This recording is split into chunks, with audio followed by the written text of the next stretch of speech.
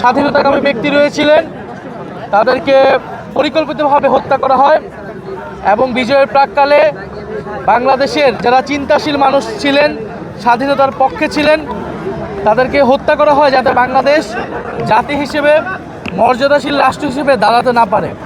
54 বছরে আমাদেরকে মুক্তিযুদ্ধের আকাঙ্ক্ষাকে বাস্তবায়ন করার জন্য লড়াই সংগ্রাম করে যেতে হয়েছে এবং 24-এর বিপ্লবের মধ্য দিয়ে আমাদেরকে সেই লড়াই এবং সেই আত্মত্যাগ আবারও করতে হয়েছে। বাংলাদেশের প্রতিটি লড়াই বুদ্ধিজীবীদের একটি শ্রেণী যেমন সবসময় পক্ষে ছিল, আবার অপর শ্রেণীর বিপক্ষে ছিল। আমরা দেখেছি এই আওয়ামী লীগের সময়ও আওয়ামীপন্থী কিছু বুদ্ধিজীবী, সুশীল কিছু বুদ্ধিজীবী তারা বিভিন্ন নামে তারা আওয়ামী লীগের মতাদর্শ উৎপাদন করে গিয়েছে।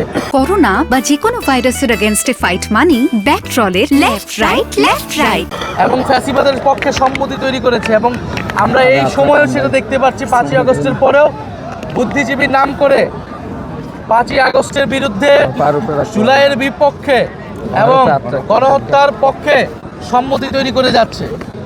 সরকার জায়গা থেকে আমরা বলেছি যে সরকার জননিরাপত্তার বিষয়টায় দুর্বলতা রয়েছে, সরকারের আইন শৃঙ্খলা জায়গায় মানুষের এসে আস্থাটা এখনো আসে নাই এবং আমরা এখন যে দেখতে পাচ্ছি যে নির্বাচনকে বানচাল করার জন্য এবং গণ অভ্যুত্থানকে নস্যাৎ করার জন্য গণ অভ্যুত্থানের যারা প্রতিচ্ছবি ছিল, যারা নায়ক ছিল, নেতা ছিল, যারা অংশগ্রহণকারী ছিল, তাদেরকে টার্গেট করে হত্যা করা হচ্ছে এবং এটি ওসমান হাদির উপর হামলার ঘটনায় পুরো জাতি দেখেছে।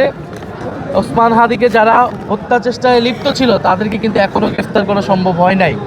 আমরা বলতে চাই অতি দ্রুত সময় তাদেরকে গ্রেফতার করে বিচারের আওতায় আনতে হবে এবং এই পুরো পরিকল্পনার সাথে, এই আয়োজনের সাথে যারা জড়িত, প্রশাসন থেকে শুরু করে যারা সরকারের ভিতরে বাহিরে যারা নীল নকশা করছে, তাদেরকে চিহ্নিত করে গ্রেফতারের আওতায় আনতে হবে এবং আমাদের ফ্যাসিবাদ বিরোধী জাতীয় ঐক্য বজায় রাখতে হবে। আমরা দেখছি এই ঘটনাকে কেন্দ্র করে রাজনৈতিক দলগুলো একে অপরকে দোষারোপ করছে। আমরা মনে করি এই সময় আমাদেরকে এই জায়গা থেকে সরে এসে একটা ন্যূনতম একটা জাতীয় ঐক্য আমাদের মধ্যে রাখতে হবে। আমাদের মধ্যে বিভক্তি থাকলে ফ্যাসিস্ট শক্তি সেটা থেকে সবচেয়ে বেশি সুবিধাপ্রাপ্ত হবে।